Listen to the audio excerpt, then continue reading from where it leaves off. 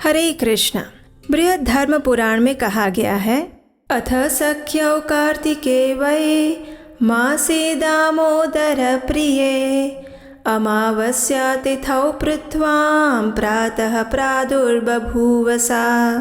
यानी दामोदर भगवान के प्रिय मास कार्तिक में अमावस्या तिथि में प्रातः काल में इस भूतल में तुलसी आविर्भूत हुई। श्रीमती तुलसी देवी पृथ्वी पर प्रकट होकर इस जड़ जगत में सभी जीवों को दृष्टिगोचर हुई। जब तुलसी देवी का प्राकट्य इस धरातल पर हुआ तो भगवान विष्णु ने भगवान शिव, ब्रह्मा जी सहित उनका दर्शन किया और उसके बाद सभी देवताओं ने मिलकर उनकी पूजा आराधना की। ऐसे ही तुलसी महारानी भगवान श्री हरि को अत्यंत प्रिय हैं और इस कार्तिक मास में उनकी विशेष पूजा अर्चना करने से वे हम पर प्रसन्न होती हैं और हमें परम भगवान श्री कृष्ण की शुद्ध भक्ति प्रदान करती हैं। तुलसी देवी की पूजा अर्चना और सेवा करने से मनुष्य को भगवान श्री कृष्ण की शुद्ध भक्ति और परम आध्यात्मिक गंतव्य की प्राप्ति होती है। और इसीलिए तो श्रीमद् भागवतम के तात्पर्य में श्रील प्रभुपाद लिखते हैं कि कभी कभी लक्ष्मी देवी भगवान के चरण कमलों पर रखे हुए तुलसी दल से ईर्ष्या भी करती है, क्योंकि तुलसी दल सदैव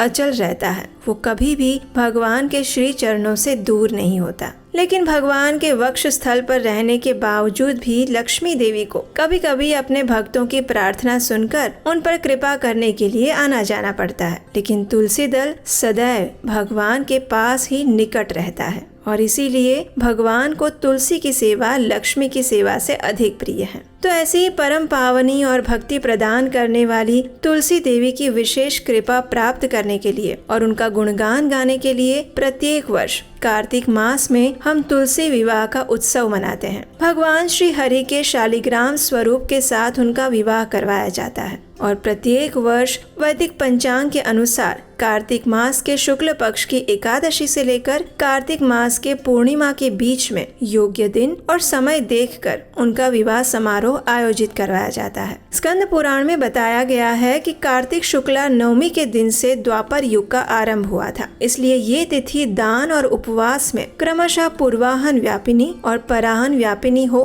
तो अत्यंत अच्छा है। और इसी तिथि पर यानी नवमी से एकादशी तक मनुष्य शास्त्रोक्त विधि से तुलसी देवी का पूजन और उत्सव करे तो उसे कन्यादान का फल मिलता है। पूर्व समय में कनक की पुत्री किशोरी ने एकादशी तिथि की संध्या के समय में तुलसी देवी की वैवाहिक विधि संपन्न की थी और इस कारण से ये किशोरी वैधव्य के दोष से भी मुक्त हो गई थी। नारद पंचरात्र में वशिष्ठ ऋषि कहते हैं कि सबसे पहले मनुष्य को अपने घर में या फिर जंगल में तुलसी के पौधे को उगाना चाहिए और जब वो 3 साल का हो जाए तो उसके बाद ही तुलसी देवी का विवाह करवाना चाहिए। इसका अर्थ है कि अगर अभी अभी आपने तुलसी का पौधा लगाया है तो उसका विवाह आप इस वर्ष नहीं करवा सकते, उसके लिए आपको 3 वर्ष प्रतीक्षा करनी पड़ेगी। तो आप जिस समय विवाह करवाना चाहते हैं तो ये जानना भी अत्यंत आवश्यक है कि कौन से समय पर विवाह करवाना चाहिए। तो उसके विषय में भी ये समय उचित बताया गया है कि जब सूर्य उत्तर में चल रहा हो, बृहस्पति और शुक्र का उदय हो रहा हो, कार्तिक मास का पवित्र समय हो, उसमें एकादशी से लेकर पूर्णिमा के बीच में, और जब विवाह के लिए मंगलमय ग्रह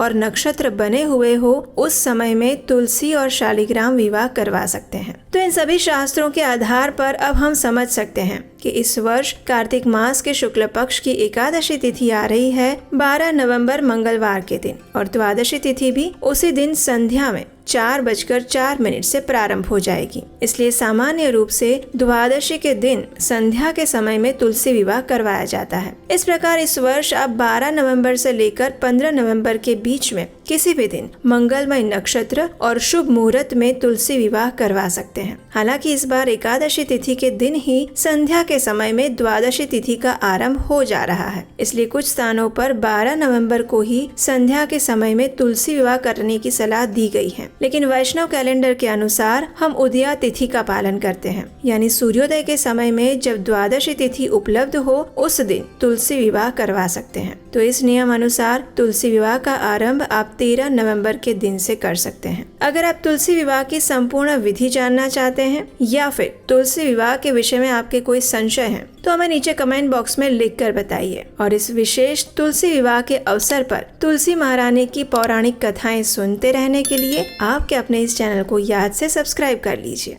तो तो चलिए परम भगवान श्री कृष्ण की शुद्ध भक्त और हमें उनकी भक्ति प्रदान करने वाली तुलसी महारानी की विशेष कृपा याचना करते हुए आने वाले तुलसी विवाह पर्व को पूर्ण श्रद्धा और निष्ठा पूर्वक मनाने की तैयारी करते हैं।